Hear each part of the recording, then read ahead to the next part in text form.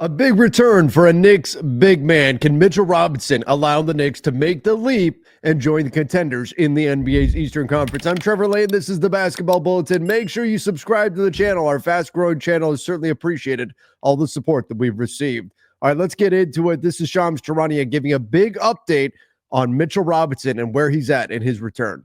Could be on the way, and that could assist Karl Anthony Towns in all of this. Our senior insider, Shams Charania, is here with us. Shams, when can the Knicks expect to get Mitchell Robinson back in the lineup here? Malika, I told Stephen A. on his show in October that Mitchell Robinson would miss the calendar year 2024. I'm here to report that Mitchell Robinson is closing on his season debut. Sources tell me his goal is to make his return to the lineup at some point over the next week. He did multiple full scrimmages over the last several days, and he's going to have another session scheduled for early in the week. And then the Knicks, Robinson will make a determination on when that target date could be. This is someone that was a starting center for the Knicks last season. He's expected to be an anchor for the Knicks defense alongside Karl Anthony Towns, potentially finishing games together for the Knicks. Oh, so a few spicy things there. Not only is Mitchell Robinson going to be returning within the next week, but he could actually be part of the Knicks closing lineup. This is going to matter a ton for New York, and I think this could be the move that puts them over the top. Really, if we want to look at Mitchell Robinson as like a trade deadline acquisition, he kind of is, or maybe a big buyout market acquisition. He kind of is. He has not been available for the Knicks due to injury all season long, and now they're getting him back, and Mitchell Robinson can make a major difference in the middle for New York. You look at where the Knicks are at right now when it comes to the standings. The Knicks currently, they're sitting in that kind of weird tier all of their own. It's the Cavs, it's the Celtics. They're the top two in the East. And if you want to put a little gap between the Cavs and the Celtics, that's fine. I'm not willing to go there just yet because, well, the Celtics won a championship and the Cavs, they've got to prove it in the postseason. But they've been playing phenomenal basketball, including what they did to the Knicks just the other night. But very clearly, there is a gap between the Knicks, the Celtics, and the Cavs. The Celtics and Cavs in a different tier. And the Knicks have not beaten the Celtics or the Cavs this season. Got blown out by the Cavs the other night. As I'm recording this right now, they're actually losing to the Celtics currently. So can they make that next leap? Well, Mitchell Robinson can help a lot. I do think there's also a gap between the Knicks and the rest of the East, the Pacers, the Bucks, the Pistons, the Magic, everybody else. I think there's a gap between them and everybody else too. So the Knicks are in this weird tier. Can they make that jump? I think so. And there's an important reason why, and it has to do with a change in the Knicks identity, and it's a very familiar one. But before I get to that, I want to give a quick shout out to our sponsor, and that is PrizePicks, PrizePicks Daily Fantasy Sports. They always do a phenomenal job. We appreciate it when you support the companies that help support us, help us keep the lights on here at the Basketball Bulletin. So if you guys wouldn't mind, use the link in the description down below, and then use the promo code BULLETIN. You get a guaranteed $50 on your first $5 played. I'll make a few picks here from today's games real quick. Max Christie against the Golden State Warriors, always going to be one of my favorites. 20 points, rebounds, and assists combined. I like that. I think Max gets that done. He's been playing phenomenal basketball for the Mavs. Klay Thompson, I like this better when it was at 13.5. Klay against the Warriors. Is he going to have a strong shooting performance? Here we go. 3.5 3-pointers made for Klay. I'm going to go ahead and say, if he's going to do that, that's probably going to put him where I want him to be points-wise too. That's a tough one. I think I might pass on that. But let's take a look. Jimmy Butler for the Warriors side, 21.5 points. Steph Curry. Actually, I kind of like Bradley Beal. Now that he's re-entered the starting lineup. Against Toronto, 25.5 points, rebounds, and assists combined. All right, I'm going to go there. So, with those two, I hit on both of those, $10, turn it into $30. If you guys want to go play PrizePicks again, guaranteed $50 on your first $5 played, go check it out. Use the link in the description down below and use that promo code BULLETIN. All right, so here's what I think the Knicks are actually going to see a little bit of an identity shift, or at least the ability to shift their identity with Mitchell Robinson back. And it all goes back to what the Knicks were last season. The Knicks last season, their superpower was offensive rebounding. They were one of the best offensive rebounding teams in the NBA. In fact, they were the best offensive rebounding team in the NBA. And a big part of it was Mitch Robinson. You look at what he did last year. He was tied with Clint Capella for offensive rebounds per game, 4.6 per game. This guy is a monster on the offensive glass. Now, it wasn't just him. Remember, last year, the Knicks also had Isaiah Hartenstein, who filled in particularly well when Mitchell Robinson went out. Hartenstein himself, 7th in offensive rebounds per game. So the Knicks crushed teams on the offensive glass last season. It's how they won basketball games. That identity has not necessarily transferred over to this season. You look at last season, number 1 in the NBA in offensive rebounds. This season, that has not been their superpower. This season, they've been okay when it comes to offensive rebounds, but they've not been great. 18th in the NBA in offensive rebounds per game this season. So what made the Knicks great last season is not the same as what's making them great this season. And Karl Anthony Towns has done an admirable job on the glass, no question.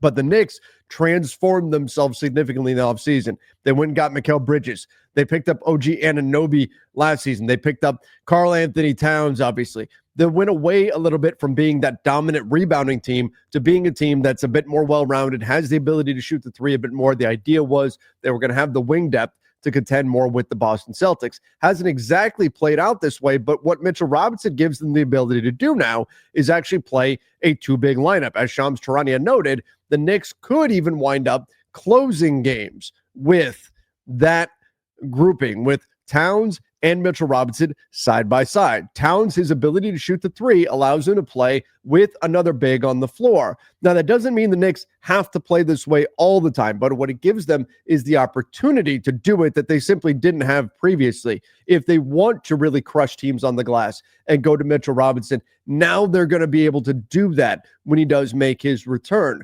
Now, speaking of his return, we take a look at the opportunities here. You've got Sham said in the next week, okay, obviously not going to play today, playing against the Boston Celtics right now. Philadelphia, then you've got a little mini road trip, Memphis and Miami. A lot of times teams want guys to return at home, but that's a little bit over a week. If we look March 4th against the Golden State Warriors. So sometime, maybe Wednesday against Philly, 2 days off in a row before that, that gives you some opportunity to get back on the practice floor. That might make some sense. Wednesday's game against Philly being a target for him. Otherwise, you only have 1 day off, and it's a travel day going to Memphis and then traveling again, going to Miami. Usually you see teams want to get a guy on the practice floor one more time before they bring him back. So to me, the perfect opportunity would be to practice either Monday or Tuesday, get him out on the floor for Wednesday's game against the 76ers. And again, I think this gives the Knicks the optionality to go big if the situation calls for it. And this isn't to say that their starting lineup, their smaller starting lineup, has been bad. No, we take a look at cleaning the glass, plus 5.9 per 100 possessions in point differential when you look at their current lineup with Josh Hart, with Jalen Brunson, with Bridges, with Anunoby, and with Karl Anthony Towns. They're playing just fine.